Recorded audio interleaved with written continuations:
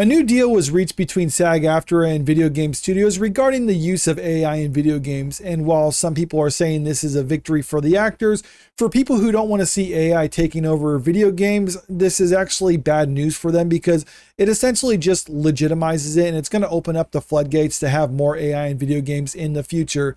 If you recall last month, there was that whole issue about James Earl Jones' voice being replicated with AI in Fortnite. And while the controversy, or a lot of the controversy people were talking about, was the fact that they got him to say things that were not appropriate for the games or something that you wouldn't expect Darth Vader to say, that wasn't the reason why SAG-aftra got upset about it. They got upset basically because they didn't get paid for it.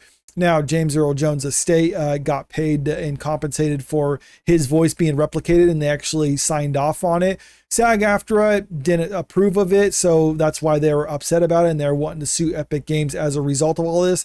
As far as I know, that lawsuit hasn't been finalized yet, so we don't know the final outcomes of it, or at least I haven't really looked into it. It just goes to show that SAG-aftra isn't opposed to the use of AI in video games, just so long as them and who they consider the appropriate parties are getting compensated as a result of its use.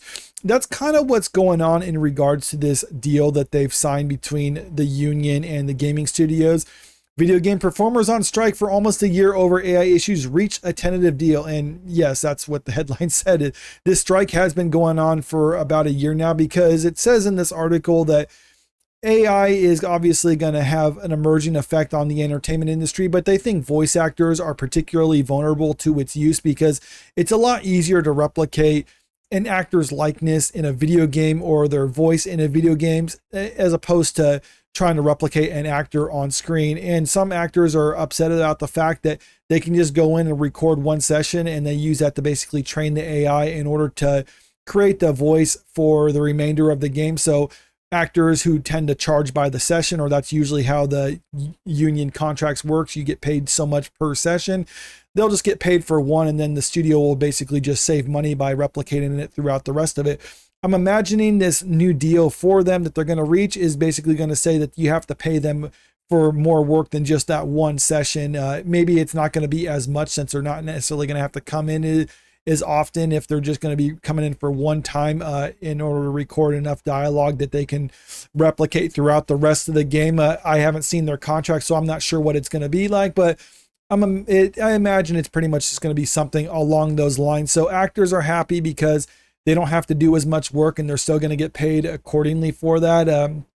Gaming studios are happy because they have a lot more flexibility on what they can actually do with those games, because once they get those voice samplings from the actor, they could essentially just do whatever they want, create as whatever dialogue they want. I'm sure there's going to be some stipulations on the type of dialogue that they can and cannot use. Maybe they'll even have a finalized script for the actors to approve of, so they're not just voicing something essentially that's stuff that they would never actually say in person. So I don't know what it's actually going to look like, but like I said, for people who don't want AI to take over video games, or they don't want it to take over the work of actors, that's pretty much what's going to happen when it comes to this deal here.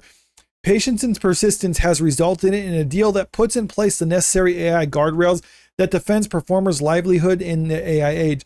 Alongside other important gains, SAG-aftra National Executive Director and Chief Negotiator Duncan Crabtree Ireland said in a statement, yeah, so it's not as if they're just trying to stop the use of AI in video games. SAG-aftra, the actors themselves, they don't care whether or not it's stopped or they stop the use of it in video games. They just wanted them to, or their people to get paid accordingly, which is fine from their perspective. But like I said, when it comes to gamers themselves who don't like this sort of thing taking over because they believe it makes it somewhat more soulless, just having the voice actors be replaced by computers, this is kind of opening up the floodgates for that as time goes on. The union has been negotiating with an industry bargaining group consisting of signatory video game companies, including, it just has a list of all the different groups that are involved with this negotiation between those gaming studios and SAG-aftra. SAG-aftra said that it anticipates that the terms of the strike suspension agreement will be finalized with the companies soon. Union members will remain on strike until such an agreement is reached. The tentative contract deal still needs approval by the National Board of Ratification by union members. Video game performers had previously gone on strike on October 2016, with the tentative deal reached 11 months later. In September 2017, the strike helped secure a bonus compensation structure for voice actors and performance capture artists. So what does this mean for the future of the video game industry? Because I'm someone who actually wants to have actual people voicing things and other stuff like that. And this is basically just when you legislate something like this, it pretty much just means that the studios can do whatever they want just so long as the actor signs off on it. And I think what we're going to see in the future is we're going to see more and more AI voiceover in video games because, like I said, it's going to take significantly less work for the actors. So from the actor's perspective, instead of just booking like 5 sessions in a week or whatever, so each day in the week during the weekday they're going to a different studio recording voices and get paid for all those sessions separately. What they're going to be doing is basically like, okay, I'm just going to voice a session for a studio. They're going to use that AI to replicate that. So on Monday, I'm going to replicate I'm going to get the voice sampling so they can replicate that. They're going to use that for their whole game. So they're going to pay me for 5 sessions worth in that one day. And then the next day I can go and do the same thing where I'm going to get paid multiple sessions. So you can see how it can kind of basically allow the actors to get more work in, basically get paid more.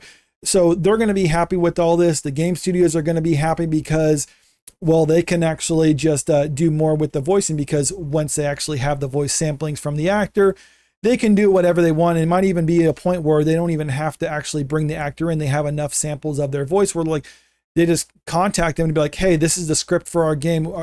Can we pay you to let us use it, our software to replicate your voice for it? And the actor's like, sure. So it's going to get to the point where they don't even have to come in anywhere and record anything. They can just sit back and collect checks. So there's nothing, at least from their perspective, there's nothing wrong with this deal. The studios actually like the idea that they can just control everything like that. And they're probably going to be paying them less because they're not actually bringing them in. And as far as a lot of other studios, if it's a game studio that wants to actually bring in real voice actors to voice the characters, well, suddenly you have voice actors who are like, well, I'm going to probably charge you a lot more than what I used to charge you because I can now do the exact same thing where I don't even have to leave my home. Now you're asking me to actually come down to your studio and take directions and do all this other stuff. I mean, that's a lot more difficult for me and a lot more effort on my part. So I want to be paid accordingly as opposed to just making what I'd be making sitting at home.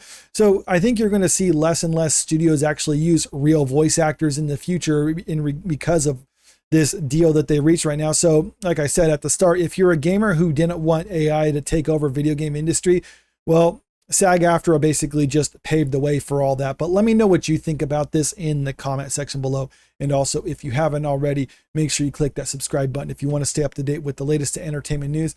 And don't forget to click that like button and share this video out there because it really helps out with the channel. Thank you.